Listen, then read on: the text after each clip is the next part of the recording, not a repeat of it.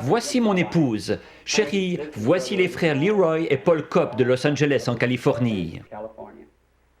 Bienvenue chez nous, frère Kopp. Frère Branham, le Seigneur a utilisé votre don dans les réunions au Calvary Temple à Los Angeles, discernant le cœur des hommes et leurs maladies. C'était merveilleux.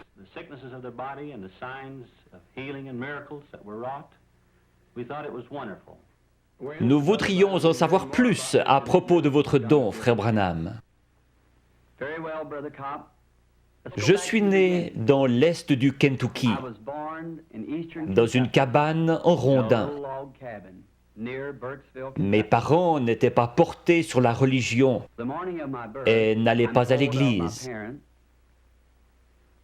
Mais ils ont dit qu'au moment de ma naissance, une lumière est entrée dans la chambre et s'est tenue au-dessus de moi. Elle m'a accompagné pendant toute ma vie. Elle a été photographiée récemment. Vous avez vu cette photo. C'est la seule qu'on ait jamais prise d'un être surnaturel. C'est le même ange de Dieu que celui qui accompagna les enfants d'Israël depuis l'Égypte.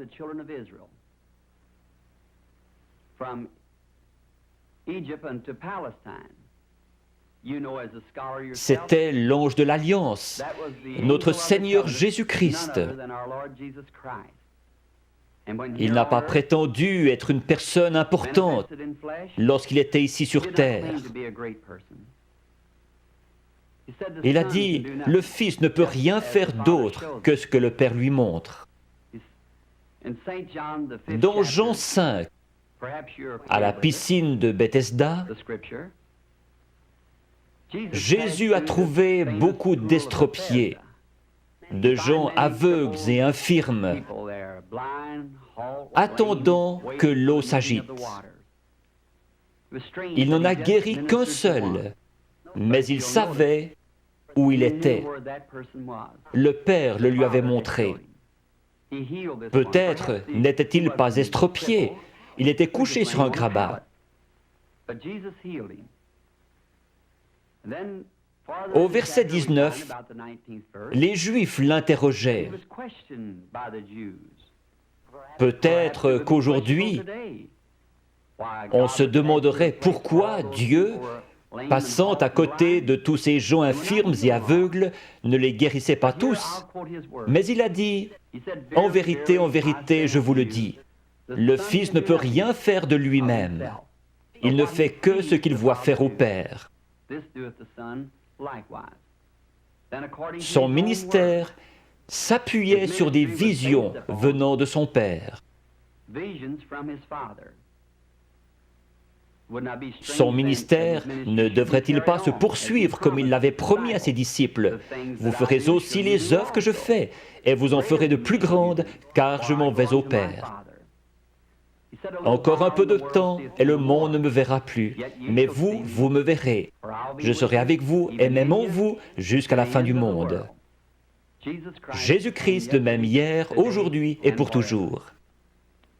Je crois que c'est une confirmation, aujourd'hui, de la résurrection de Jésus-Christ, qui vit au milieu de son peuple et accomplit les mêmes signes et prodiges que lorsqu'il était sur terre.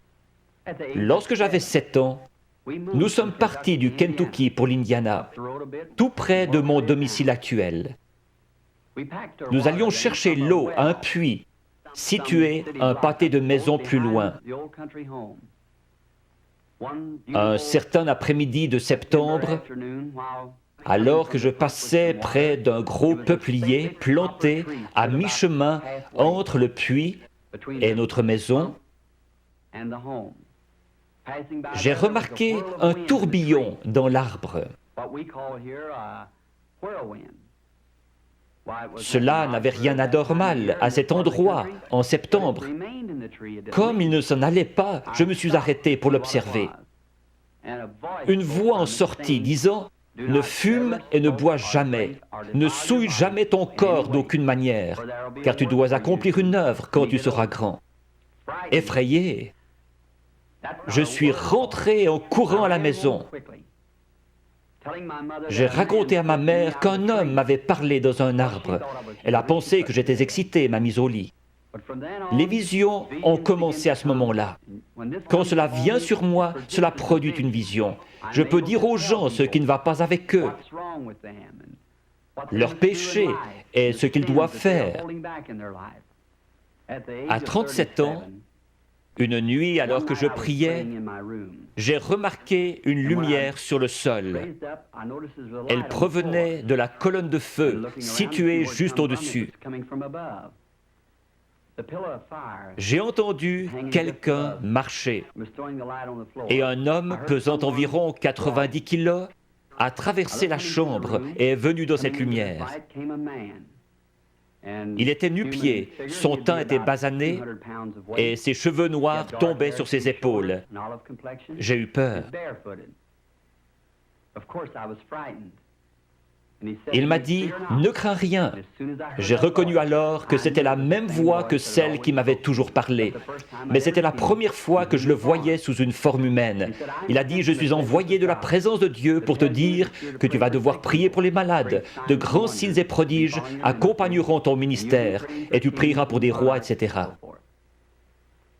J'ai dit « Je suis pauvre et sans instruction. Je ne serai pas capable de faire ce travail. » Il m'a dit que de même que Moïse reçut 2 signes pour confirmer son ministère, de même j'en recevrai 2. L'un serait les miracles en priant pour les malades et l'autre serait de connaître les secrets des cœurs. Je lui ai dit que j'avais prié à ce sujet, mais que les gens avaient dit que c'était du diable. Il m'a cité le passage des Écritures où Philippe s'adressait à Nathanaël. Puis Jésus lui dit qu'il se tenait sous l'arbre lorsque Philippe l'avait trouvé.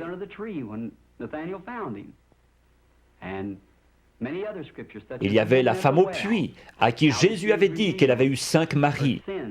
Elle courut à la ville, déclarant « Celui-ci est le Christ ». Et beaucoup d'autres passages encore. Je lui ai dit alors que j'irais. Il m'a assuré qu'il serait toujours avec moi. Vous, frère Cobb, et le monde aussi connaissez les grandes choses qui se produisent dans le ministère. Nous nous demandions si je me souviendrais longtemps de ces visions. Il y a 4 ans, j'en ai eu une d'un petit garçon, gisant mort au bord de la route, qui avait été frappé par une voiture et qui devait ressusciter. Je l'ai raconté à tout le monde, aux États-Unis et au Canada, et l'ont écrite dans leur Bible. Un jour, alors que nous traversions la Finlande, nous avons vu un attroupement au bord de la route. Le petit garçon était là, exactement comme cela m'avait été montré. Je dis à frère Moore, regarde dans ta Bible si ce n'est pas la scène en question. Il a dit oui. Je me suis agenouillé et demandé au Seigneur Jésus de confirmer sa parole et ce qu'il m'avait montré. Le garçon était ramené à la vie par notre Seigneur Jésus. Il est vivant aujourd'hui. Frère Copp, ce ne sont là que quelques-unes des choses que notre Seigneur Jésus est en train d'accomplir aujourd'hui dans le ministère qu'il m'a donné. À mon avis, c'est pour confirmer sa parole. Je serais heureux de servir notre Seigneur en Israël, frère Copp. Je crois que mon ministère auprès des Juifs serait très efficace. L'Écriture dit, les Juifs demandent des miracles, les Grecs la sagesse. Nous croyons que beaucoup de Juifs et d'autres là-bas en Terre Sainte croiront que le Seigneur Jésus-Christ est le Messie quand ils verront un chrétien accomplir la prophétie de Joël. Je suis sûr que vous vous référez à Joël 2, 28. Où il a dit que dans les derniers jours, il répandrait son esprit sur toute chair, que les fils et les filles prophétiseraient, que les vieillards auraient des songes et les jeunes gens des visions. Nous devons vous dire au revoir maintenant. Nous avons eu du plaisir. Dieu voulant, nous nous verrons à Chicago dans quelques jours. Chers amis, j'ai aussi eu du plaisir à vous avoir chez nous ce soir. Nous prierons ensemble pour les réunions de Chicago et par la grâce de Dieu, j'espère vous y rencontrer. Accepteriez-vous une tasse de thé? Merci beaucoup, Sir Branham. Merci. Merci, chérie.